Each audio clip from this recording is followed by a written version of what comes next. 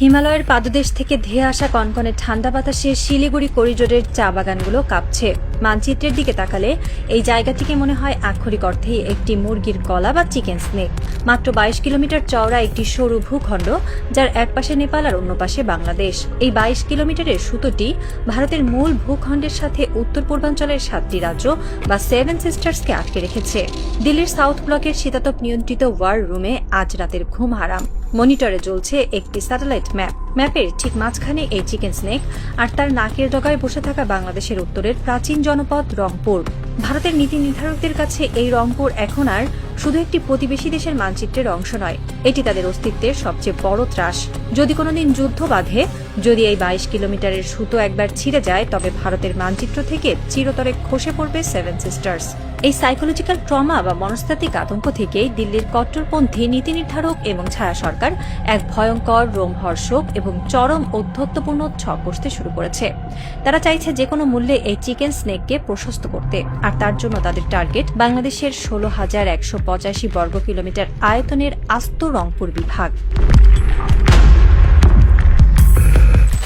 South ব্লকের এই mega প্রজেক্টের বা উলঙ্গ আস্ফালনের মূল কারিগর কোনো সাধারণ কলামিস্ট নন। তিনি ভারত কারনাদ, ভারতের জাতীয় নিরাপত্তা উপদেষ্টা বোর্ডের সাবেক সদস্য এবং পরমাণু নীতির শীর্ষ নিয়ন্ত্রক। তার কথা সরাসরি দিল্লির নীতি নির্ধারণী টেবিলে প্রতিধ্বনিত হয়।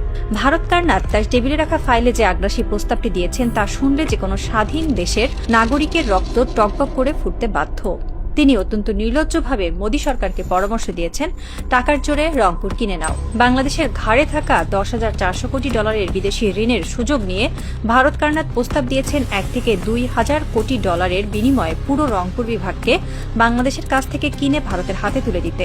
এই জঘন্য সাম্রাজ্যবাদী প্রস্তাবকে হালাল করতে তিনি টেনে এনেছেন 1803 সালের লুইজিয়ানা পারচেস মডেল, যেখানে আমেরিকা টাকার বিনিময়ে ফ্রান্সের কাছ থেকে বিশাল ভূখণ্ড কিনেছিল।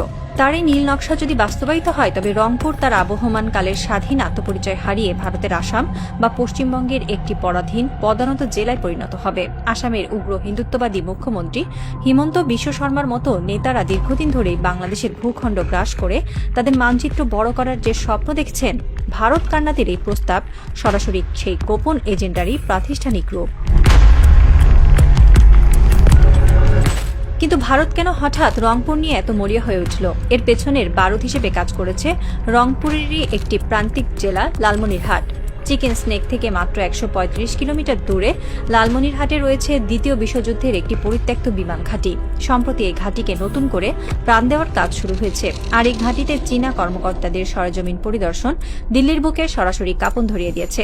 ভারতের শীর্ষ থিঙ্ক ট্যাঙ্ক ব্রহ্মাচালানি সরাসরি সতর্কতা দিয়েছেন, লালমনিরহাটের এই ঘাঁটি থেকে যদি চীনের একটি সাধারণ ড্রোন বা নজরদারি বিমানও আকাশে ওড়ে, তবে ভারতের পূর্বাঞ্চলীয় বায়ু কমান্ডের প্রতিটি গোপন মুভমেন্ট মুহূর্তের মধ্যে স্ক্যান হয়ে যাবে। চীনের রাডার সরাসরি শিলিগুড়ি করিডোর পর্যন্ত ভারতের আকাশ সীমাকে সম্পূর্ণ নগ্ন করে দেবে। নিজেদের আকাশ নিরাপদ রাখতে ব্যর্থ হওয়ার এই চরম হতাশা থেকেই ভারত এখন মরিয়া হয়ে বাংলাদেশের মাটি গ্রাস করার পায়তারা করছে। চীনের এই প্রবল উপস্থিতি তাদের রাতের ঘুম কেড়ে নিয়েছে। টাকার কাছে যদি বাংলাদেশ মাথা নত না করে, যদি ঢাকায় $20 বিলিয়ন প্রস্তাবকে ডাস্টবিনে ছুঁড়ে ফেলে, ভারত কারনাদ সেই পরিস্থিতির জন্য এক ভয়ঙ্কর বিকল্প ছক তৈরি করে রেখেছেন। এই ছক হিটলারের নাৎসি বাহিনীকেও হার মানায়। তার দ্বিতীয় প্রস্তাবে বলা হয়েছে, বাংলাদেশের উপর জোরপূর্বক একটি সামরিক চুক্তি চাপিয়ে দেওয়া হবে, যার মূল শর্ত থাকবে চীনের সাথে বাংলাদেশের সব ধরনের সামরিক সম্পর্ক ছিন্ন করা। স্বাধীন বাংলাদেশ যদি দিল্লির এই দাসত্ব মেনে না নেয়, তবে বিনা নোটিশে ভারতীয় সেনাবাহিনী সরাসরি সীমান্ত পার হয়ে রংপুর জবরদখল করবে। আর এই আগ্রাসনের পরবর্তী ধাপটি আরও বিভীষিকাময়।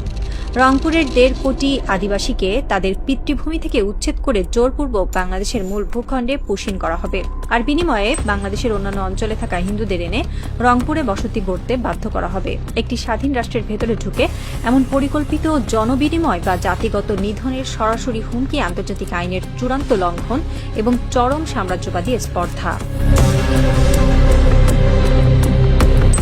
দিল্লির এই আগ্রাসী বয়ান কেবল কাগজে কলমে আটকে নেই। মাঠের বাস্তবতা বলছে, ভারত জবরদখলের সামরিক প্রস্তুতি অনেক আগেই নিতে শুরু করেছে। চিকেন স্নেক বা শিলিগুড়ি করিডোরে বর্তমানে ইতিহাসের সবচেয়ে বড় সেনা সমাবেশ ঘটিয়েছে ভারত। বাংলাদেশ সীমান্ত ঘেঁষে একের পর এক নতুন সামরিক ঘাঁটি ও বিমানবন্দর তৈরি করা হয়েছে এবং আকাশপথে সর্বাধুনিক রাফায়েল যুদ্ধবিমান সার্বক্ষণিক পাহারায় রাখা হয়েছে। গত নভেম্বরে শিলিগুড়িতে ভারতের বিএসএফ, এসএসবি, আইটিবিপি, সেনাবাহিনী এবং রেলওয়ে পুলিশের শীর্ষ কর্তাদের যে মেগা সমন্বয় বৈঠক হয়েছে তা সরাসরি এই যুদ্ধের প্রস্তুতিরই অংশ। এরপর মে মাসে একেবারে বাংলাদেশের সীমান্তের গা ঘেঁষে তিস্তা প্রহার নামে যে বিশাল সামরিক মহড়া ভারতীয় সেনাবাহিনী চালিয়েছে তা সরাসরি ঢাকাকে দেওয়া দিল্লির পেশি শক্তির নির্লজ্জ প্রদর্শনী। দিল্লির ইশারায় পশ্চিমবঙ্গের উগ্র রাজনৈতিক নেতারাও এখন বাংলাদেশের বিরুদ্ধে প্রকাশ্য যুদ্ধের ডাক দিচ্ছেন। মুখ্যমন্ত্রী শুভেন্দু অধিকারী বাংলাদেশ দখলের হুঙ্কার দিয়েছেন। তাদের স্পর্ধা এতটাই আকাশ ছুঁয়েছে যে তারা এখন প্রচার করছে বাংলাদেশের নাকি দুটি চিকেন নেক রয়েছে, উত্তরে রংপুর এবং দক্ষিণে ফেনী। তাদের দখলদারিত্বের এই ক্ষুধা কেবল রংপুরের সীমাবদ্ধ নেই, তারা সরাসরি পুরো চট্টগ্রাম দখলেরও হুমকি দিচ্ছে। ভারত যখন সীমান্তে ট্যাঙ্ক আর রাফেল সাজাচ্ছে, বাংলাদেশ তখন আন্তর্জাতিক কূটনীতির মঞ্চে ভারতকে তাদের প্রকৃত আয়না দেখিয়ে দিয়েছে। ডক্টর মোহাম্মদ ইউনূস যখন অন্তর্বর্তীকালীন সরকারের দায়িত্বে ছিলেন, তখন বেইজিং সফরে গিয়ে তিনি অত্যন্ত সাবলীল অথচ কঠিন ভাষায় একটি ধ্রুব সত্য উচ্চারণ করেছিলেন। তিনি স্পষ্ট করে দিয়েছিলেন ভারতের 7 সিস্টার্স সম্পূর্ণভাবে একটি অবরুদ্ধ অঞ্চল এবং একমাত্র বাংলাদেশই হল তাদের সমুদ্রে পৌঁছানোর লাইফলাইন। এই একটিমাত্র বাক্য সে সময় ভারতের অহংকারে মারাত্মক আঘাত এনেছিল। ভারত খুব ভালো করেই জানে বাংলাদেশের মাটির উপর দিয়ে ট্রানজিট বা সমুদ্র বন্দর ব্যবহারের সুবিধা না পেলে তাদের পুরো উত্তর পূর্বাঞ্চল অর্থনৈতিক ও সামরিকভাবে পঙ্গু হয়ে ধুকে ধুকে মরবে। বাংলাদেশের এই আত্মবিশ্বাসী অবস্থানই মূলত ভারত কার্নারদের মতো লোকদের মাথা খারাপ করে দিয়েছে। বাংলাদেশের আগের মতো হাত গুটিয়ে বসে নেই। সামরিক দিক থেকে নিজেদের আকাশ এবং সীমানাকে নিশ্চিদ্র করতে ঢাকা এখন অত্যন্ত আগ্রাসী এবং বহুমুখী প্রতিরক্ষা ব্যবস্থা গড়ে তুলছে। পাকিস্তান থেকে JF-17 থান্ডার যুদ্ধবিমান আনার যে পদক্ষেপ নেওয়া হচ্ছে তা ভারতের একচেটিয়া বিমান আধিপত্যের পথে বিশাল দেয়াল হয়ে দাঁড়িয়েছে। একই সাথে তুরস্কের মতো গ্লোবাল সামরিক পাওয়ার হাউস এখন বাংলাদেশের পাশে এসে দাঁড়িয়েছে। তুরস্কের অত্যাধুনিক বাইরাক্তার ড্রোন প্রযুক্তি এবং সমরাস্ত্র বাংলাদেশের প্রতিরক্ষা কবচকে এমন এক দুর্ভেদ্য রূপ দিচ্ছে যা ভেদ করার সাহস খোদ ভারতীয় বাহিনীরও নেই। পাকিস্তান এবং তুরস্কের সাথে বাংলাদেশের এই শক্তিশালী সামরিক বন্ধন ভারতের জবরদখলের রঙিন স্বপ্নে সরাসরি বরফ শীতল পানি ঢেলে দিয়েছে।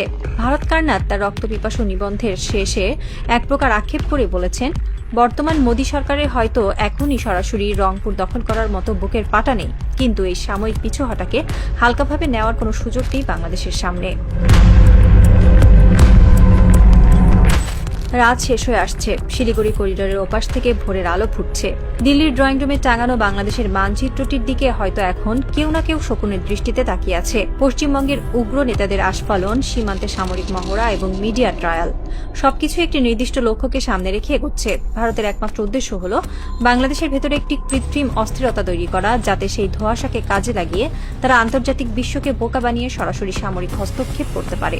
এই চরম বৈরী সমীকরণে বাংলাদেশের সামনে মেরুদণ্ড সোজা করে দাঁড়ানো ছাড়া দ্বিতীয় কোনো পথ নেই। নিজেদের ভৌগোলিক দুর্বলতা এবং ভূ রাজনৈতিক গুরুত্বকে কাজে লাগিয়ে ঢাকাকে এমন এক কঠিন পররাষ্ট্রনীতি গ্রহণ করতে হবে যেন ভারত বিন্দুমাত্র সুযোগ নেওয়ার সাহস না পায়। রংপুর কোনো শপিং মলের পণ্য নয় যে টাকার থলি ছুড়ে দিলেই তা বিক্রি হয়ে যাবে। এটি লাখো শহীদের রক্তে ভেজা স্বাধীন সার্বভৌম বাংলাদেশের অবিচ্ছেদ্য অংশ। দিল্লির এই জবরদখলের হুঙ্কারকে সরাসরি আন্তর্জাতিক মঞ্চে তুলে ধরে তাদের আগ্রাসী মুখোশ বিশ্বের সামনে উন্মোচন করতে হবে। পুরো বাংলাদেশকে আজ সীসা ঢালা প্রাচীরের মতো একতাবদ্ধ থাকতে হবে, কারণ ভারত সুযোগের অপেক্ষায় ওত পেতেই আছে, আর সেই সুযোগ তাদের এক চুল পরিমাণও দেওয়া যাবে না।